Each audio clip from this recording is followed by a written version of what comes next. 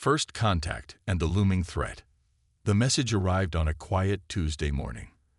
Dr. Sarah Chen was analyzing data from the new quantum telescope array when every screen in NASA's Deep Space Communications Center lit up with the same pattern.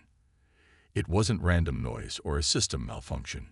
It was a language, elegant and precise, being broadcast across every frequency simultaneously. Hours later, the first ships appeared in high Earth orbit. They were beautiful organic shapes that seemed to flow like liquid metal, nothing like the crude rockets humanity had built. The ships brought representatives of the Galactic Concordat, a federation of spacefaring species united by their commitment to peace and scientific advancement. But they hadn't come to welcome humanity to their community. They had come to beg for help. Admiral Marcus Rivera stood in the United Nations emergency session as the alien ambassador. A crystalline being named Zixtel explained their crisis. A vast cosmic entity had emerged from the space between galaxies, consuming everything in its path. It devoured stars, planets, and even the fabric of space-time itself, leaving nothing but absolute void behind. The Concordat's weapons, designed for defense rather than destruction, had proven useless against it. Your species, Zixtel's translator conveyed, evolved on what we call a death world. The gravity, atmospheric pressure, temperature variations, and prevalence of predators on Earth would kill most sentient beings in minutes. This harsh crucible forged something unique in the galaxy, a species that not only survives adversity but thrives on it. The Admiral watched the holographic display, showing the entity's path of destruction. "You're saying you need warriors," he stated simply. "We need more than warriors," Zixtel replied. "We need humans. Your creativity, your drive, your ability to face impossible odds and find a way to win. The very traits that made us hesitate to contact you may be the galaxy's only hope for survival." Within days, humanity's major powers had united with unprecedented speed and purpose. The price of the Concordat's advanced technology was humanity's full commitment to fighting the entity. As alien ships landed at military bases worldwide, bringing technology beyond human imagination, Earth's industries began retooling for war. Dr. Chen found herself working alongside alien scientists, combining their theoretical knowledge with humanity's practical experience in warfare. The aliens were brilliant but thought in straight lines. They needed humanity's lateral thinking, their ability to make intuitive leaps and see unexpected connections. "Your species is fascinating," her alien colleague Nenva observed as they worked. "When faced with a problem, you don't just solve it. You attack it from angles we never considered possible. It's terrifying and beautiful at the same time." Sarah smiled as she made another adjustment to their prototype weapon. "That's what happens when you evolve on a world that's trying to kill you. You either get creative, or you don't survive." The first joint human-alien military exercise revealed just how different their approaches were. While alien ships moved in precise, predictable patterns, human pilots flew like their aircraft were extensions of their own bodies, pulling maneuvers that made their alien allies uncomfortable just to watch. But they couldn't argue with the results. In simulated combat, human unpredictability consistently gave them an edge. As humanity prepared for war, the entity consumed another star system, this one home to billions of sentient beings. The loss hit hard, strengthening humanity's resolve. They weren't just fighting for survival anymore. They were fighting to protect others, and that gave them a strength the entity couldn't comprehend. Admiral Rivera watched Earth's first FTL-capable warships take shape in orbit, their designs a fusion of human aggression and alien elegance. "We've spent our entire history fighting each other," he mused to Zix's telephone. "Maybe it's time we showed the universe what happens when humanity finds something worth fighting for." The entity was about to learn why Earth was called a death world, and why its inhabitants had not just survived, but conquered every challenge their harsh home had thrown at them. The galaxy had called for champions, and humanity was answering that call with everything they had. The price of peace. The integration of human and alien forces proved more challenging than anyone had anticipated. Captain Maya Rodriguez watched as another group of alien recruits struggled with basic combat training. Their bodies, evolved for peace and technological advancement, weren't built for the physical demands of warfare. "They're trying," her XO, Lieutenant James Chen, observed. "But they've never had to fight for anything before. Their worlds are paradise compared to Earth." Maya understood the challenge. The Concordat species had evolved on worlds with minimal gravity, stable climates, and no predators. Their civilizations had never known true conflict. Now they were facing an enemy that couldn't be reasoned with, couldn't be appeased, and showed no mercy. The first real test came sooner than expected. The entity appeared at the edge of the Proxima colony system, its vast darkness spreading across space like spilled ink. Maya's ship, the UES Hyperion, was part of the response fleet. As alien vessels maintained safe distances and attempted to analyze the threat, she made a decision that would change the course of the war. "All hands, battle stations," she ordered. "We're going in close." The Hyperion's engines roared to life, pushing the ship toward the entity at speeds that made their alien allies' sensors flash with warning signals. Maya had studied every piece of data available about the enemy. While energy weapons dissipated harmlessly against its void-like surface, there was something about physical impacts that seemed to affect it. "Load kinetic penetrators," she commanded. "Target the densest concentration of mass we can detect." The ship's main guns, a hybrid of human ballistic technology and alien power systems, fired in sequence. Hyper-accelerated rounds struck the entity's surface at relativistic speeds. For the first time, the creature showed signs of pain. "It's working," Chen shouted as their sensors detected fluctuations in the entity's mass. "Hit it again." The battle that followed would be studied for generations. While alien ships provided sensor data and shield support, the Hyperion engaged in what could only be described as close-quarters combat with a cosmic horror. Maya's crew pushed their ship beyond its design limits, executing maneuvers that their alien designers had thought impossible. Back on Earth, Dr. Sarah Chen's research team made a breakthrough. They discovered that the entity wasn't just consuming matter. It was consuming the quantum probability fields that allowed for the existence of life itself. This revelation led to a new understanding. Humanity's chaotic nature, their ability to defy predictions and probability, made them naturally resistant to the entity's influence. "Your species," Nenvud explained to the UN Security Council, "exists in a state of constant quantum uncertainty, where we seek harmony and predictability. You embrace chaos and possibility. This makes you uniquely suited to fight an enemy that feeds on deterministic patterns." The price of this discovery was high. 3 colony worlds were lost despite humanity's best efforts.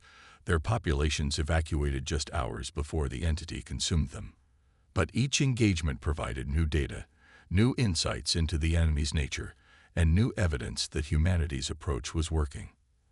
Admiral Rivera coordinated the deployment of Earth's growing space fleet, now upgraded with technology that merged human ingenuity with alien advancement. Ships were retrofitted with kinetic weapons, their crews trained in aggressive tactics that would have horrified their alien allies just months earlier. The Concordat began to change as well. Watching humans fight with such determination to protect others stirred something long dormant in their peaceful cultures. Some began to train alongside human forces, learning not just combat techniques, but the human concept of justified violence, fighting not for conquest or resources, but to protect those who couldn't protect themselves. "Perhaps," Zixtel admitted to Rivera, "in our pursuit of perfect peace, we lost something essential. Your species reminds us that there are things worth fighting for." As the entity continued its advance across the galaxy, humanity prepared for their first major offensive. Operation Steel Dawn would put their theories to the test, combining human aggression with alien technology in ways never before attempted. The galaxy was about to witness what happened when the inhabitants of a death world unleashed their full potential. Operation Steel Dawn. The combined fleet gathered at the edge of the Orion Arm, the largest military force ever assembled in the galaxy's history. 5,000 ships, ranging from nimble human corvettes to massive Concordat cruisers, prepared for humanity's first major offensive against the entity. Admiral Rivera stood on the bridge of the flagship Prometheus, watching the holographic display of their assembled forces. The fleet represented a perfect fusion of human and alien approaches to warfare. Precise Concordat technology guided by human intuition and determination. All ships report ready, Admiral. Captain Maya Rodriguez reported from the Hyperion. Her successful engagement with the entity had earned her a prominent role in the operation. The alien crews are nervous, but they're holding position. Dr. Sarah Chen's voice came through on the command channel. She had insisted on being present for the operation, her research team's discoveries forming the foundation of their battle plan. Remember, the entity doesn't just consume matter. It consumes probability itself, but it can't predict what it can't understand, and nothing is more unpredictable than human nature. Operation Steel Dawn began with a feat that only humans could have conceived. While the main fleet maintained position, appearing to prepare for a conventional assault, a smaller group of ships executed a series of seemingly random maneuvers. To the entity's senses, they appeared as quantum anomalies, drawing its attention. "It's responding," Sarah announced, monitoring the quantum fluctuations. "The chaos of our movement patterns is disrupting its ability to predict and consume probability fields." The entity's vast form shifted, tendrils of void reaching toward the unpredictable human ships. That's when Rivera gave the signal for the main assault. The fleet moved in perfect coordination, each ship following paths calculated to maximize uncertainty while maintaining tactical coherence. Kinetic weapons fire struck the entity from thousands of sources simultaneously, each impact creating ripples in both physical space and probability fields. For the first time, the creature showed signs of genuine distress, its darkness contracting as if in pain. But the entity wasn't defeated easily. It lashed out with weapons of its own, beams of pure negation that erased anything they touched from existence. Several ships, both human and alien, vanished instantly. The loss of life sent a shock through the fleet, but instead of retreating, the human commanders pressed the attack harder. "Close the distance," Maya ordered, the Hyperion diving through a gap in the entity's defenses. "Don't let it predict where we'll be." The battle reached a level of intensity that the peaceful species of the Concordat had never imagined possible.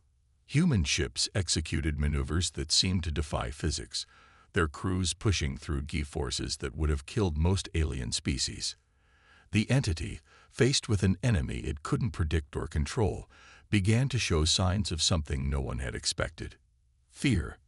Sarah's sensors detected the change first. "The quantum field disruptions are changing pattern," she reported. "It's not just fighting us anymore, it's trying to escape." The realization sent a surge of hope through the fleet. The entity, this cosmic horror that had consumed entire civilizations, could be frightened, and if it could feel fear, it could be defeated. But victory came at a heavy price. By the time the entity retreated, leaving behind a wake of distorted space-time, nearly 1,000 ships had been lost. The survivors gathered to assess the damage and collect their dead, human and alien crews working side by side in solemn unity. Rivera stood in the Prometheus's observation deck, watching recovery ships move through the battlefield. "We've proved it can be hurt," he said to Zixtel, who had insisted on witnessing the battle firsthand. "But more importantly, we've proved it can be scared." The crystalline alien's form shimmed with what humans had learned to recognize as deep emotion. "Your species continues to amaze us," Zixtel replied. "You face death not with resignation but with determination. You fight harder when victory seems impossible. We're beginning to understand why your harsh world produced such extraordinary beings." The data gathered during Operation Steel Dawn revealed something crucial about their enemy. The entity wasn't just a force of nature. It was intelligent, capable of learning and adapting. But this also meant it could be outthought, outmaneuvered, and ultimately defeated. As the fleet regrouped and began repairs, Sarah's team made another startling discovery. The weapons they'd used hadn't just damaged the entity, they had changed it at a fundamental level. The combination of physical impact and quantum uncertainty had forced it to begin adapting, becoming more solid, more vulnerable to conventional attacks. The war was far from over, but humanity had proved what the Concordat had hoped. The inhabitants of Earth, shaped by millions of years of survival on their death world, were exactly what the galaxy needed. The entity had finally met an enemy it couldn't simply consume, an enemy that thrived on the very chaos it sought to eliminate. The warriors within.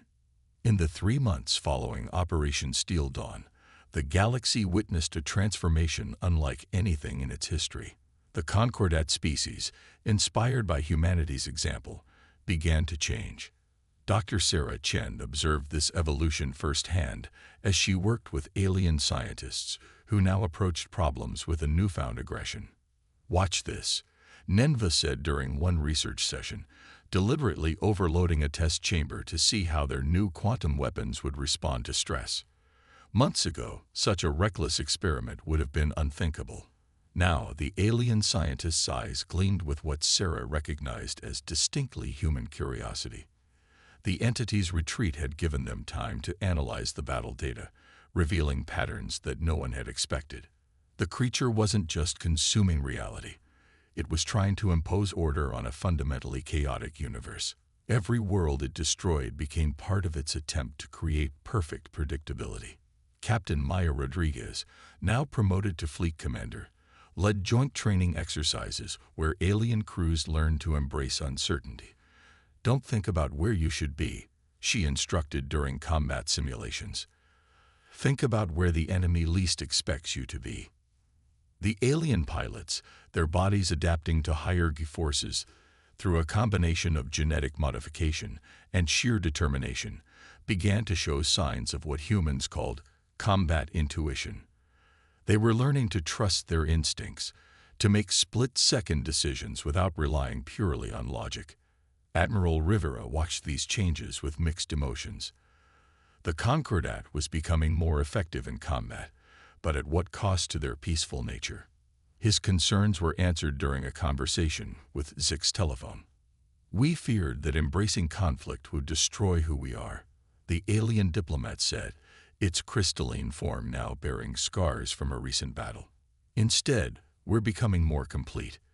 Your species shows us that being willing to fight doesn't mean losing peace. It means being strong enough to protect it." The breakthrough came from an unexpected source. A young human xenobiologist named Marcus Wong, working with alien genetic data, discovered that exposure to human quantum patterns was actually changing Concordat physiology. Their bodies were adapting, becoming more resilient, more capable of handling stress and chaos. "It's like their DNA is learning from us," he explained to a joint human-alien science council. "Just as our ancestors adapted to Earth's harsh conditions, they're adapting to the presence of human unpredictability." This discovery led to a new understanding of the entity's nature. It wasn't just an external threat. It was the universe's response to the Concordat's pursuit of perfect order. Humanity, with its embrace of chaos and change, was the natural counterbalance. The entity attacked again, this time targeting a cluster of heavily populated worlds near the galactic core. But the response it met was nothing like its previous encounters. Alien ships moved with human unpredictability, their crews fighting with a combination of Concordat precision and Earthborn ferocity. Sarah's team, working from a heavily fortified research station, made the final breakthrough they needed. The entity's attempts to impose order were actually making it more vulnerable to chaos. Every attack that embraced unpredictability didn't just damage it. It forced the entity to become more solid, more real, and therefore more vulnerable. "It's not just about hitting it harder," Sarah explained to the War Council. "It's about hitting it in ways it can't predict or adapt to. The more we embrace chaos, the more we force it to exist in our reality rather than its own." The joint fleet began preparing for what everyone knew would be the final battle. New weapons were forged, combining human kinetic kill vehicles with concordat quantum technology. Ships were modified to generate fields of artificial uncertainty, turning them into weapons that attacked the entity's fundamental nature. Maya stood on the Hyperion's bridge, watching her mixed human-alien crew prepare for combat. They moved with a unity that would have seemed impossible months ago, each species learning from the other's strengths. The aliens had gained humanity's determination and adaptability, while the humans had learned to appreciate the concordat's precision and forethought. As the fleet assembled for what would become known as Operation Chaos Storm, Admiral Rivera addressed the combined forces. "We're not just fighting for survival anymore." His message reached every ship, translated into every language. "We're fighting for the right of all species to choose their own path, to find their own balance between order and chaos." The entity was approaching, its vast form now visibly different from their first encounters. It had become more solid, more defined, and therefore more vulnerable. The time had come to end the threat once and for all, and show the universe why humanity had been chosen as its defenders. Guardians of the Stars. Operation Chaos Storm began not with a bang, but with absolute silence. 10,000 ships, the largest fleet ever assembled in galactic history, waited in the void between stars. Every vessel carried weapons that would have been impossible just a year ago. Human determination merged with alien technology to create instruments of controlled chaos. Admiral Rivera stood on the Prometheus's bridge, his weathered face illuminated by tactical displays. Beside him, Zixtel's crystalline form pulsed with anticipation. The entity was approaching, drawn by their presence, its vast form now more defined than ever before. "All ships, execute Pattern Omega," Rivera commanded. The fleet broke formation in ways that defied conventional tactics, each ship following paths calculated to maximize uncertainty. Dr. Sarah Chen's research had shown that the more unpredictable their movements, the more the entity would be forced to manifest in normal spacetime. "It's working," Sarah reported from her research vessel. "The entity's quantum signature is solidifying. It's trying to adapt to our chaos, but that's making it vulnerable." Commander Maya Rodriguez led the first attack wing, the Hyperion's engines pushing beyond their design limits. Her mixed human-alien crew moved with perfect coordination, their differences becoming strengths. "Launch quantum kinetic warheads," she ordered. "Target its newly solidified regions." The battle that followed would be remembered for millennia. Human ships dove into what should have been certain death, their alien allies matching their courage. The entity lashed out with weapons of pure entropy, but for every ship lost, 2 more pressed the attack. "We've got it cornered," Marcus Wong announced, his xenobiology sensors detecting crucial changes. "Its adaptation to our quantum signatures is irreversible now.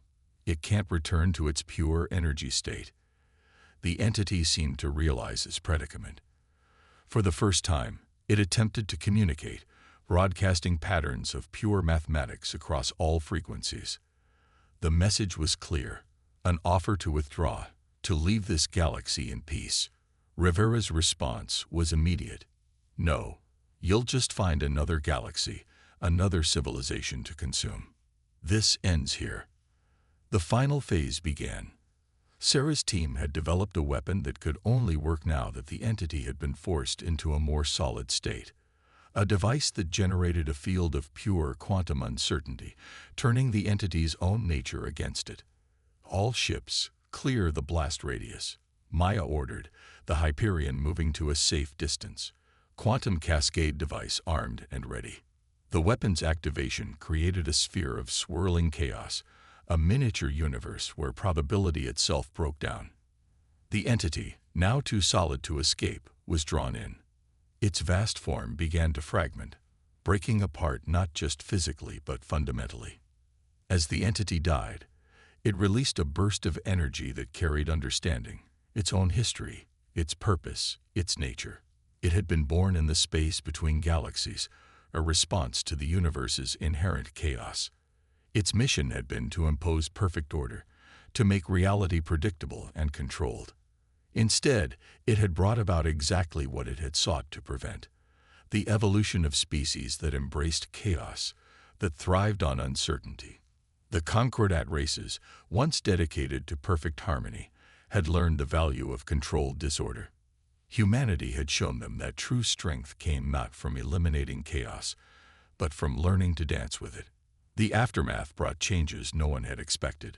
The Concordat transformed from a purely peaceful federation into something new, an alliance of species that understood both the value of order and the necessity of chaos.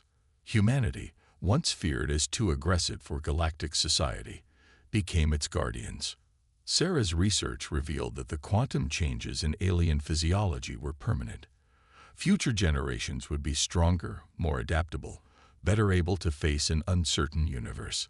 Humanity had not just saved the galaxy, they had helped it evolve. Maya stood with her crew, human and alien alike, watching the sunrise over Earth. The Hyperion had returned home for repairs, but she knew they wouldn't stay long. There were more adventures waiting among the stars, more challenges that would require both human courage and alien wisdom. Admiral Rivera's final report to the United Nations summed up what everyone had learned. We thought the entity was our greatest threat, but it was actually our greatest teacher. It showed us that the galaxy doesn't need perfect order or pure chaos. It needs balance. Humanity's gift wasn't just our ability to fight, but our ability to show others how to find that balance. Zixtel, addressing the first graduation ceremony of the new Joint Species Academy, put it more simply: we sought help from the inhabitants of a death world, expecting warriors. We found instead teachers, friends, and partners in the greatest adventure any species can undertake: the journey to become more than we are. The entity was gone, but its legacy lived on in the changes it had inspired. Earth was no longer seen as a death world, but as a crucible where something extraordinary had been forged. The galaxy had called for help, and humanity had answered not just with strength, but with the wisdom to know when to use it and when to show mercy. As new ships launched from Earth's shipyards, carrying mixed crews to explore the unknown, they carried with them a new understanding. In a universe balanced between order and chaos, the greatest strength comes not from dominating either, but from learning to embrace both. The end.